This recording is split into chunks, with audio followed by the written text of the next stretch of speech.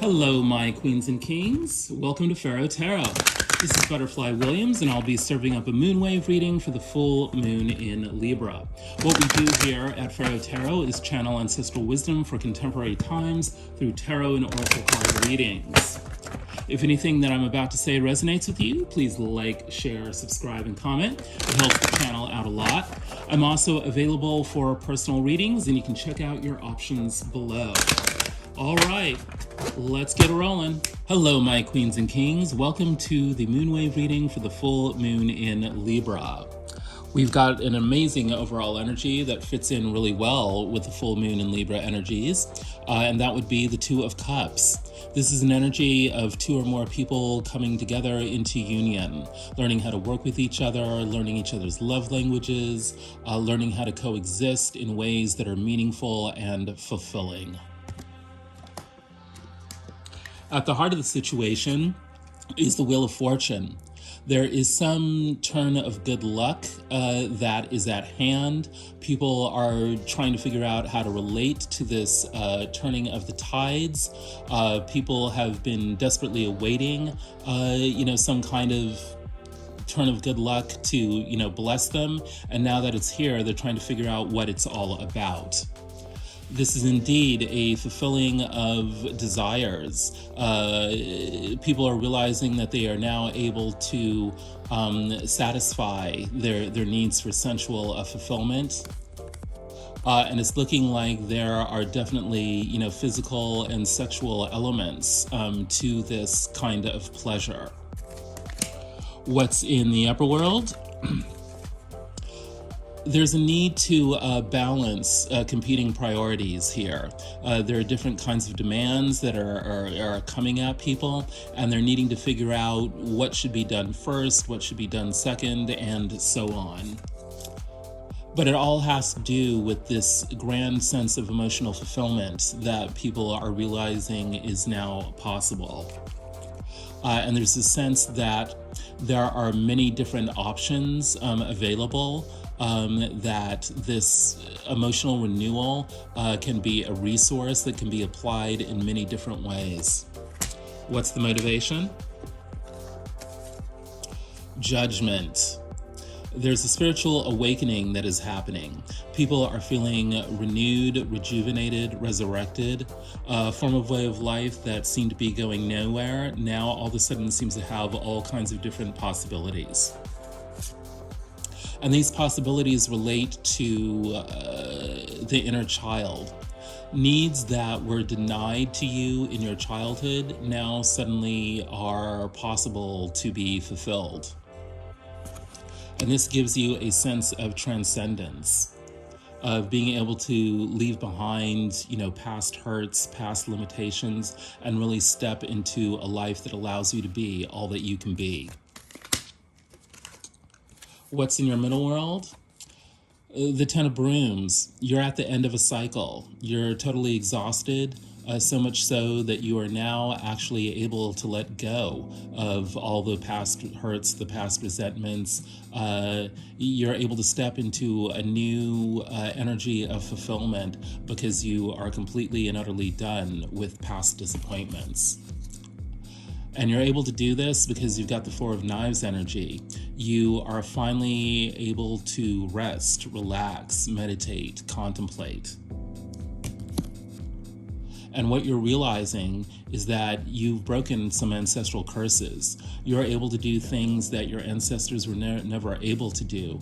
And you're realizing that you're able to do them because you've really kind of cleared out past negative behaviors that have been passed down generation to generation in your family line. What's in your upper world? You've got the Page of Brooms. This is a new sense of excitement, a newly discovered sense of enthusiasm. You are really trying to figure yourself out. You're trying to figure others out. You're trying to discover what makes the world tick. And you've got a gleeful zeal when it comes to doing this. And this relates to the first double card that we have out on the table. I think there's only two double cards, I think, out on the tray. And this is one of them, the Wheel of Fortune. This renewed sense of vigor that you have, this renewed sense of vitality, is coming out of a turn of good luck that is now, blessing your life. And it's giving you a sense of what is actually true here, which is that you are divinely protected. Even though there's going to be lots of choppy waters ahead, all of this is for your own good. It's going to test your mettle. It's going to allow you to prove to others who you really are. It's going to allow you to prove that you know what you're about and that you know what you want. You are protected by your own desires. What's in your motivation? The Emperor. You are seeking control. You are seeking to build your empire. You are seeking to show that you know what's what. You know your stuff. Your mettle has been tested, and you're willing to test your mettle on others. So others, should beware. They should watch out. And you're blessed with the Ace of Coins. There is some new opportunity for abundance at hand, which is what has gotten you all fired up and ready to go. Your empire is very much about your work life, about bringing in new wealth to you. I'm being told multiple streams of income. So that is why you are up and at it. And your power animal is the Caracal. Trust your intuition and follow through. Be aware of your surroundings and leap at opportunity. Right. We're going to be talking a bit later about all the competition at hand, but this is a good thing because it's going to allow you to seize the opportunities that are going to allow you to bring your life to a whole new level. What's going on with the other? And when I'm talking about the other, it's not necessarily other people. It could be your own shadow, things that you are not fully consciously aware of. The other is mainly dealing with a sense of victory, a thirst for recognition. There's a sense that they have, come through a long, hard journey, and they've come out on top. They're figuring out how to make the best of this situation by bringing a touch of magic to the proceedings. They are thinking through about how to balance, opposing forces in a way that helps them to move forward. And they're being keenly vigilant about whoever might disturb this process.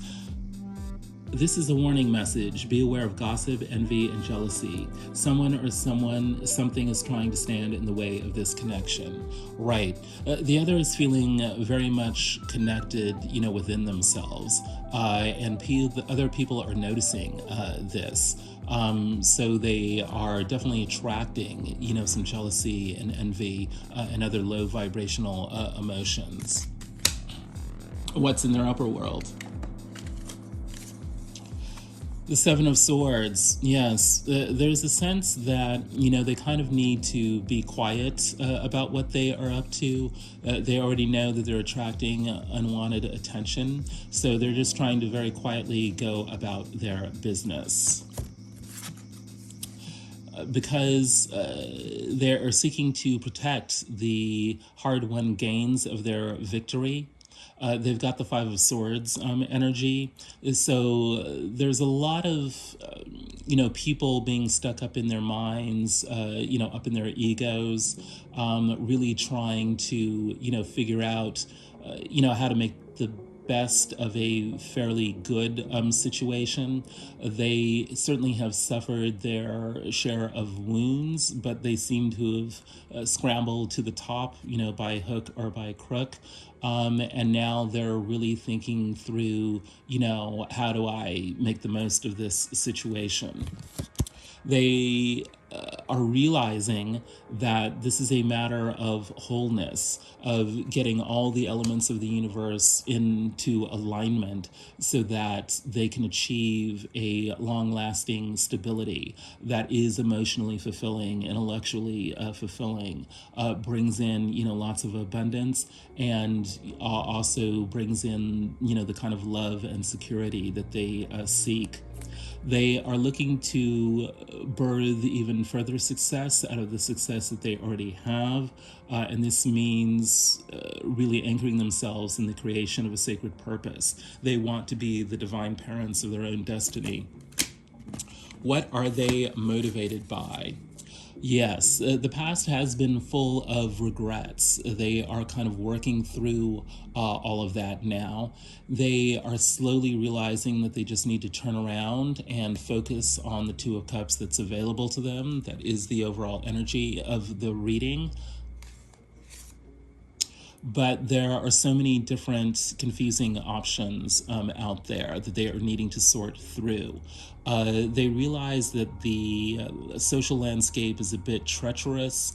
Some options could do really well by them. Other options could lead to total disaster. And so they're really needing to think through how to navigate all of that.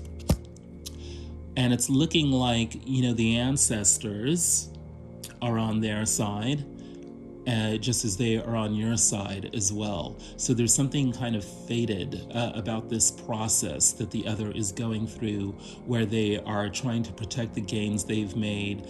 They're trying to make the right kinds of choices that lead to, further fulfillment, whether emotionally or socially or in terms of their work life.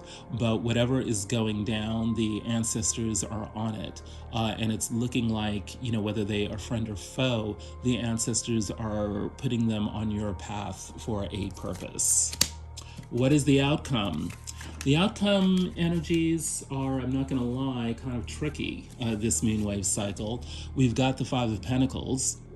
The sense I'm getting is that this is not about miring everyone in loss, abandonment, and poverty, so much as coming into a consciousness of what the realities are, what the true costs have been for all the things that went down in the past.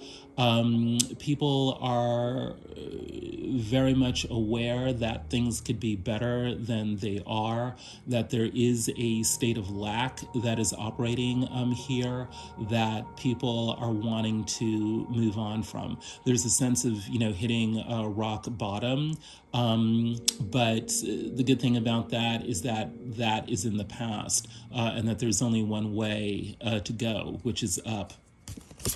But up means dealing with the competition. So there are lots of people milling about, jockeying for a position, and taking a very kind of harsh competitive stance about how to best navigate away from circumstances of loss, abandonment, and financial distress. But the ancestors are on it. They are urging you to keep going no matter what kinds of battles you may have to fight. And it's looking like those battles have to do with negative thinking, low vibrational behavior, perhaps, addictions. There may be elements of sexuality to this that have to be dealt with. And again, we've got the Five of Wands, which is the other set of double cards. It's looking like, the universe is throwing people curveballs in the way of, opponents that are doing things that are not entirely kosher, people who may be trying to undermine your reputation, for whatever reason. These are the devils, that are coming up in the upper world of the outcome. There's a sense here of needing to keep your wits about you, needing to be very observant of what is going on in your surroundings. We got that message from the Caracol. There's a need to stay vigilant and to stay sharp. And part of that involves keeping things to yourself. You know, you don't need to blurt your business to everyone. You need to make sure that if you are seeking, you know, support, whether emotional or otherwise, from someone else, that those people are trustworthy and that they're not going to use the information you divulge, you know, against you. There's a sense of keeping your own counsel here as the best way to prevent, you know, harm and to encourage, you know, positive outcomes for yourself. What's in the motivation of the outcome? The Ace of Machetes. The Ace of Machetes often represents a new way of thinking that brings enlightenment into the world, but I think the emphasis here is on the Ace of Swords' ability to cut out what no longer serves. There is a realization here that, you know, not everyone in your immediate environment, you know, is your friend. Not everyone is actually working in your best interests. And as soon as you identify those people, you need to cut them out. Because what you are seeking and what is actually possible here is a renewal of love. The Ace of Cups is always about receiving the support that you deserve and need, especially emotional support. There are people in the environment who are your allies. There are people in your surroundings who, you know, very much want to help you and help you level up to the next step. There's a need to really anchor yourself in the sense of emotional renewal. And you can do that by cultivating a sense of inner calm. Breathe, heal your tired body, and allow your spirit to find peace. Without harmony, your healing journey will take much longer. This is a wonderful motivation to have, you know, given that we've just said that you're going to be dealing with lots of competition, lots of people jockeying for position, lots of people who might want to take your spot, but they're not going to, especially if you are able to retain a sense of inner peace, which you can do through meditation and breathing exercises that allow you to return yourself to your emotional center. Whew. Let's take another look at the overall energy here. It's so interesting that we spent a lot of time talking about, you know, competition and, you know, wondering who you can trust, because this really is the key issue here.